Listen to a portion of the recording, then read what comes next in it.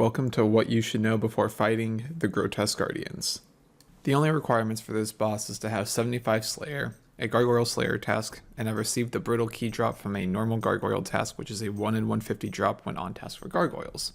You can kill this boss pretty easily with base 75 melees in range. For my recommendation, if you plan on doing a task at this boss, I'd recommend having at least base 85 melee and range as well as having 74 prayer.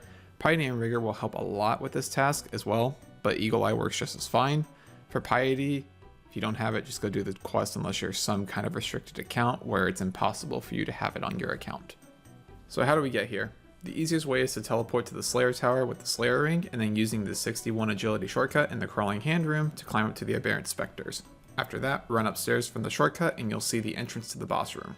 Alternatively, if you don't have access to Slayer Rings, some other options include using the Fairy Ring CKS and running north from there to the Slayer Tower, using a Salve Graveyard Teleport tab, Kirill Teleport to Cannifis, using an active file, or walking from Varrock to the Slayer Tower. Upon entering the boss room, you'll see a room that looks like this with a bell at the northern end of the room. This area is instanced, so there is no worry about someone crashing you while you're already there. If there are too many people doing the boss on the world you're on, you will get a notification and need to hop worlds. This is rare, but it has happened to me in the past. If you die during this fight, you can recollect your items from the chest outside after paying 50k GP. Also bring a nose peg if you plan on going back into the boss room after collecting your items from the chest.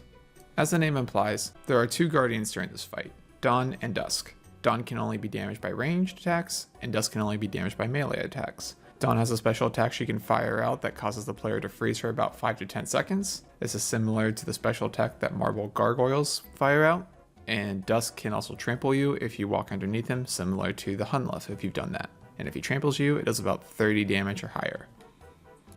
What happens during this fight? The fight is broken up into 4 phases. Upon ringing the bell at the northern end, you will initiate a cutscene and the fight will begin after that cutscene. After defeating the boss 5 times, the option to quick start the fight will appear, allowing you to skip the opening cutscene. Phase 1. Both of the guardians will begin attacking you, but you can only damage Dawn during this phase. As mentioned earlier, she can fire out her magic spell that can cause you to be stunned for a portion of time. It's usually not worth avoiding this, but this will be discussed further down the road. Once you have taken her down to 50% health, she will fly away and phase 2 will start. In phase 2, Dawn is flown away to the ceiling, and this phase will only have Dusk that is actively damaging you. Shortly after the start, you will see Dusk's wing glow. If you are next to him when this happens, you will be knocked back and hit for 30 plus damage, so it's important to be at least 1 tile away from him when this happens. He can also trample you if you walk underneath him, so make sure you're not running underneath him.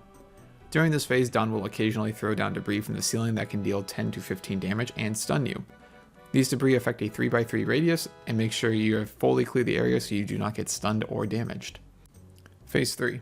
Dawn will return and the lightning attack will begin. Both guardians are untargetable during this time and will instead emit lightning from different tiles on the ground. These tiles affect a 3x3 radius and deal rapid damage of 5 to 10 damage every tick. After the lightning subsides, you will begin killing Dawn with range. She will send out 2 to 3 energy spheres that will grow larger over time. You can absorb these by clicking on them. The longer you wait to absorb them though, the more damage they will do to you.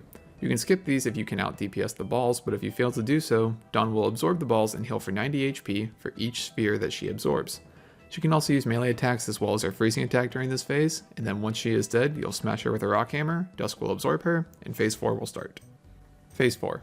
This phase starts off with Dusk throwing the player to a portion of the room and creating a square of fire around them. You'll need to run out of the square immediately or risk taking 60 plus damage and healing Dusk. If the opening to the square is up against a wall, simply run to the open tile and wait for the fire to subside. If you run under Dusk, he can trample you, dealing 30 plus damage. Dusk can use ranged and melee attacks for the remainder of the fight, and then after that it is just tank and smank until the very end. When his HP reaches 0, smash him with a rock hammer and the fight is over. For gear setups for this boss, we're going to start with the most basic / obtainable, and then discuss the maxed out version of that setup. So for the first baseline setup, it's going to be the Slayer Helm Imbued, Fire Cape, Glory, God Blessing, Tentacle Whip, Fighter Torso, Dragon Defender, Thorax Plate Legs, or any other tank legs that you have, Barrow's Gloves, Dragon Boots, Berserker Ring Imbued. Your inventory will have a Toxic Blowpipe, Adamant Darts as a minimum, Blessed D'hide top and bottom, as accumulator, bring a Dragon Dagger as your spec weapon, 2 Divine Super Combat and Divine Rangings, 3 Anglers, 8 Super Restores, 4 Ceradome Brews. Bring a Rock Hammer, Slayer Ring, Teleport to House, and be on the standard spellbook, and then in your rune pouch have lavas and nature runes. The supplies you bring will alter as your familiarity with the boss increases. There is a lot of avoidable damage during the boss, and the better you are at avoiding damage, the less food you have to bring. This should give you a good baseline though of brews and restores, and you can alter it as you see fit as you kill the boss more. Now that we have a baseline, let's show what the baseline setup looks almost fully upgraded. Slayer Helm imbued, Infernal Cape, Torture, Rada's Blessing 4, Scythe, Bandos Top, Tassets, Ferocious Gloves, Prims, Berserker Ring imbued. Your inventory will have a Blowpipe, Anguish, Assembler, Armor Top and Bottom, and Barrow's Gloves. I bring Claws as my spec weapon. You can also bring an SGS if you want. They are equal out to be about the same kills per hour. Claws give you faster kills. SGS lets your trips last longer. They even out roughly.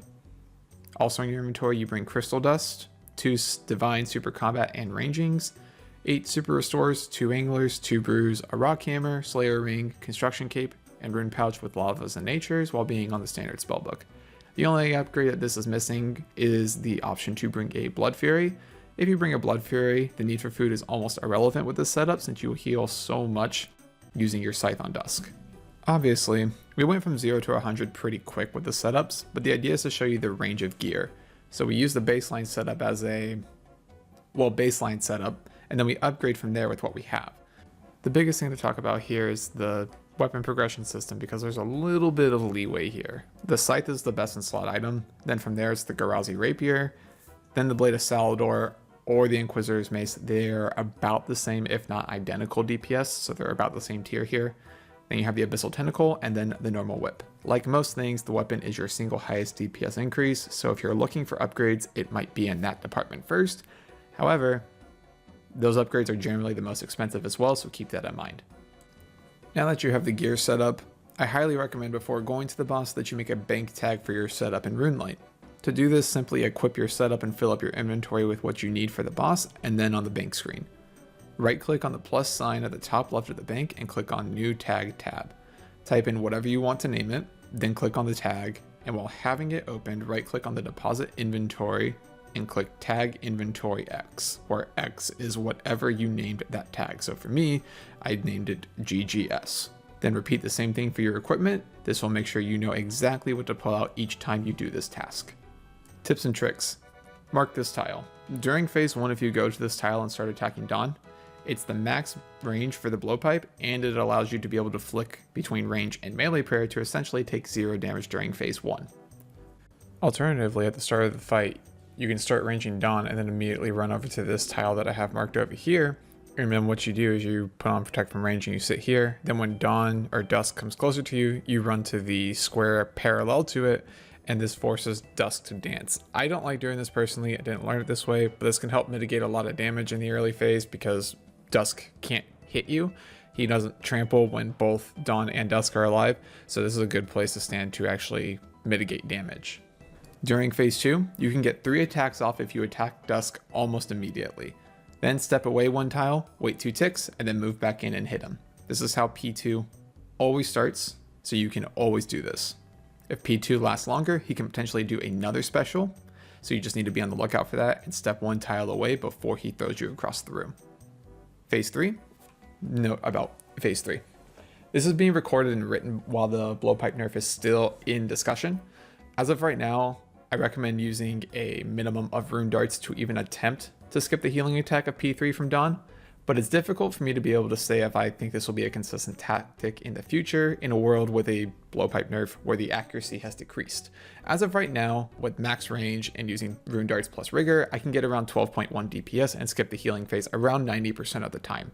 Gear Discord will recommend that you use dragon darts. You will consistently skip more than 90% of the time. I just a lot of the time don't want to justify the cost of using dragon darts. I will update the comment section in a pinned message if this is still a viability post blowpipe nerf, but to be safe, I will be showing you the way to fight was intended by absorbing the orbs as well as performing the skip. Pray melee, stand in melee range of Dawn during this portion of the fight, move on. And then finally in phase 4, this is where you'll want to use up your special attacks. This is where the bulk of the damage happens during the fight because Dusk can use both ranged and melee attacks and you can't really pray against both of those at the same time. It's still preferred to protect range here, but this is where you will take the majority of your damage. Okay, pause here. It's really difficult for me to know for sure which one is better, range or melee. I was always taught when learning this boss to pray range because there are 2 attacks that come out from Dusk when he uses a range attack, so praying range nullifies or reduces the damage of 2 attacks. However, the melee attack does more damage, so it's kind of like a damned if you do, damned if you don't kind of thing. I just watched the world record of Grotesque Guardians made last night, and the guy was praying melee during Dusk on phase 4. I've seen people pray range on phase 4. Ultimately, I have no idea. I know it's not what you come to a guide for, but ultimately it's whatever you run with. It's kind of like Ulm for Jad. It's like you pray range and then he mages you, and then you pray mage and he ranges you. It's like just pick one, doesn't really matter. You're gonna nullify about half the damage on average. Just run with it. It'll be fine, I promise. You want to get through this phase pretty much as quickly as possible. Another thing that I do in this room, because you're in an instance, unless you die or teleport out, your loot's gonna stay on the ground forever. And to maximize the time of my divines, I will just leave my loot on the ground if I am confident in my ability to not die. And I will just double tap Alt. What double tapping Alt does in Runelite is it hides the ground item tags, so you don't see what's on the ground, which can clutter up your visuals. And especially when you're looking for lightning, it's a little bit more difficult to see. So double tapping Alt hides those text boxes for the ground items, so it's a little bit easier to see any lightning or debris that's falling on the floor. Okay, now I'll walk through some example kills of this boss using the baseline setup as well as using my normal setup and discuss what I'm doing as I'm killing the boss. Starting off with the baseline setup, eat an anglerfish before you do your potioning and then put on your blowpipe so you create that extra inventory slot. Then you turn on your quick prayers, which are Rigor and Protect from Range or Eagle Eye, whatever you have, and then you run to this square. The reason that you stand in this square is that these are actually offset, dawn and dusk, so you can pray against both of them at the same time because they're attacking at different times. If you're not confident in your ability to do this, you can just sit on Protect from Melee because that is going to hit you a lot harder than Dawn's range attacks. Once she hits 50% health, she flies away, then we can fight Dusk.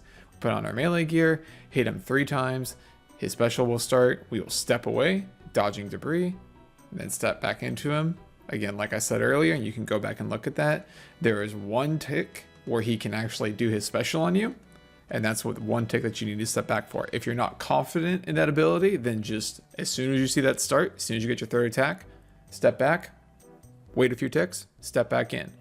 And as you can see, debris will continue to fall for the rest of that phase until we move on to phase 3. Now this is the intermediate phase between 2 and 3 where you need to dodge lightning attacks. So you just move around and make sure you're not standing on any. And then what we're going to do is we're going to switch to attacking Dawn, and we're going to sit with Protect from Melee because during this phase she can actually hit us with melee. So we're going to sit here with Protect from Melee and protect from about on average 75% of the attacks. Makes it a lot faster. And then once she dies, we are going to put on our melee gear. Moreover, we're going to put on our DDS so that way we can spec, put on Protect from Range, Piety, and then we are going to use all of our specs right now onto Dusk. We want to use all of our special bar here. This is where the majority of the damage comes from the fight because you cannot protect against it all. The reason that you protect from range here is it's actually more accurate than the melee attacks. And even if the melee attacks can hit higher, it's better to protect from range because consistently on average it will deal more damage to you rather than the melee. So you sit here, you tank and spank him for a bit, and then he dies, and that is how you kill him with welfare gear. It's not welfare, it's baseline gear. But as you can see, I misclicked on clicking the quick start so we get to enjoy this little cinematic. But because you're in an instance, this stuff will stay on the ground forever until you die or leave. So as long as you're confident, just start up the next fight and get going. As you can see, make it right back to that same tile. Keeps them off tick, allows me to take next to no damage during this phase. Protection prayers don't protect all damage. They protect about 90% of the damage from these guys. As you can see, I just took a 3 right there. So again, rinse and repeat from the first time. Continue flicking back and forth until she's down to 225 HP. Or you can just put on Protect from Melee. It's completely fine. Get our 3 attacks off here with our melee gear. After the 3rd attack, you could just step away immediately right now. For whatever reason, I just have this innate ability to want to do that. But you could step away as soon as you get your 3rd attack in. Wait till after that whole special attack is done, then click back in and be completely fine. Again, continuing to watch out for debris here. We need to clear the entire surrounding square of it, or else we'll take damage and get stunned. There's a clip of me actually getting stunned earlier in the video. I'm going to double tap Alt here because I forgot to do it. That hides those ground items so I don't see them. Makes it a lot easier for me to see these lightning right now. And then we're going to protect from melee, put on Rigor or Eagle Eye, whatever you have. And we're going to DPS down Dawn. After this, I will show you guys a phase 3 where I go around and collect them so you can see how that phase is different. It's the same thing, it's just when the balls come out, you run out, you click on the balls to absorb them as fast as possible, because as I said earlier, the longer you wait, the more damage they deal to you throughout the fight. So we want to grab those immediately, and I'll show you a video of that. Phase 4, protect from range, piety, DPS them down, use your specs when you have them. I have 50% right now, so I'm going to equip my Dragon Dagger and spec them out and hit like next to nothing. Never mind, we're actually going to hit big and hit a 45, and we're going to whip him with our Tentacle Whip, and he's going to die. And that is how you kill Grotesque Guardians with pretty baseline gear. So like I said, we're going to go through phase 3 as it was intended once. So we're going to sit here and we're going to shoot out some darts really quick. Then Dawn's going to shoot out her energy orbs. We're going to run and just left click on those to absorb them as early as possible so we take minimal damage for them. And then as soon as that has happened, we'll stand in melee range of both Dawn and Dusk. Dusk will automatically get into melee range of you.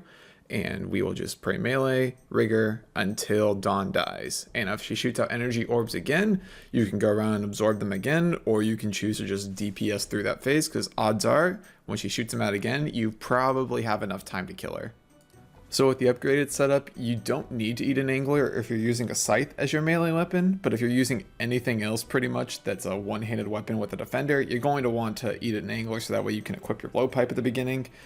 But I don't, so I just potion up, and then it's the exact same thing as with the baseline setup. You're going to move to the square as soon as you start the fight. You're going to flick between range and melee. You kind of get a feeling, they attack every 5 ticks, so you get a feeling of when that timing is. But again, if you're not comfortable with this, just pray melee and you're fine. Once you get to about half health, she'll fly away, put on your melee gear, put on protect from melee and piety, get your 3 hits in. As soon as the 3rd hit comes out, back away, wait for it to go off, and then go back in. You can, if you really want to, you can just bounce on one tile behind you and move back in. You only have one tile that's actually dangerous there. I got hit by 2 debris because I couldn't be asked to move because I'm really bad at this video game. We're going to push them down to sub 50% health. This is going to start. We're going to run over here to the west side. I can't do, no, that's east. That's east. We're going to go over to the east side of the room. We're going to try and protect from melee and Rigor. Stand in melee range of Dawn because she can melee during this phase. She can actually melee at all times, but because that square at the very beginning allows us to flick between the two, we don't really need to stand in melee range. We're going to pray melee, Rigor, and then when she gets down to dead health, we are going to smash her with a hammer, put on our melee gear and our spec, whatever your spec weapon is. If you have an SGS, you would use it now if you needed the benefits of it. My firewall got put up against a wall, so I'm going to stand on that square. I'm going to protect from range and piety, go over and dump my claw specs into Dusk, switch on my scythe or whatever this thing is and swing him to death. He's gonna die on that one, and there you go. That's how you kill it with upgraded gear. It's the exact, I'm gonna go into another kill, but I'm not gonna commentate through it again. It's the exact same thing as with the baseline setup. It's just faster. That's all it is. So you can do it with, you know, minimal gear like I put before, which, I mean, hopefully that's pretty obtainable. If you don't have a tentacle, you can just use a normal whip, but you can use it with, you can do this with like any gear. It's just the amount of kills you get per trip and the speed at which those kills happen changes. That is the only difference between upgraded gear. I promise you, you can do it. This boss is not difficult. Just put some time into it. It's 50k if you die. It's really not that bad. A few of my friends mentioned that if this isn't everything you need to know about Grotesque Guardians, I should definitely mention the safe spot you can use during phase 3. You just use the same setup that you use in phase 1, but the only reason I really don't like using this is that you have to run up if you have a rock hammer to smash Dawn. You have to actually run up to her in melee range, or you bring rock thrown hammers to attack her or smash her from a range. I just don't like bringing those. It's really a personal preference thing. I learned this by standing in melee range by using the NPC tile indicators that you can see. You just put on NPC tile indicators, make sure that the tile is highlighted, and then you run up to the square right next to her melee range, and then you just put on protect from melee and you protect from 75% of the attacks. But if you find yourself taking too much damage during this, Dusk is just ragging you the entire time, go ahead and use the safe spot. It'll help mitigate a lot of damage since you only have to pray range and you don't have to worry about Dusk at all. But that's my 2 cents on the matter. Finally, let's talk about loot. So since this is an instance area, your loot will stay on the ground until you leave, whether it's through teleporting out or dying. So you can leave the loot on your ground until you're ready to leave if you're confident in your ability to not die. There's not a lot of chase loot here. Your most expensive single item drop is the black tourmaline core, which is a 1 in 500 drop. Technically it's 1 in 1,000, but you get 2 rolls on the drop table because you hop off. Second to that is the jar of stone. What? Yeah, so a useless comma, okay, you can use it in a display case, whatever. A useless jar is the second most expensive item. I guess it's a 1 in 5k drop. Should be pretty expensive. I flabbergasted. You can also get a pet from this boss, and let's be honest, it's an S tier pet, and that's probably why you're here anyway. There's also a chunk of alcohols, as well as supplies, which help prolong your trip. This should cover everything that you'll want to know before tackling this boss. Shoutouts to Gear Discord, as always. They're a great place, a wealth of information when it comes to learning bosses. If you enjoyed this video, leave a like on the channel, subscribe if you want to see more content from the channel, and join our Discord if you have any bossing related questions. We have a lot of bossing intelligent people in there, and if you have a question, they are happy to help. With that being said, this is what you should know before fighting the Grotesque Guardians.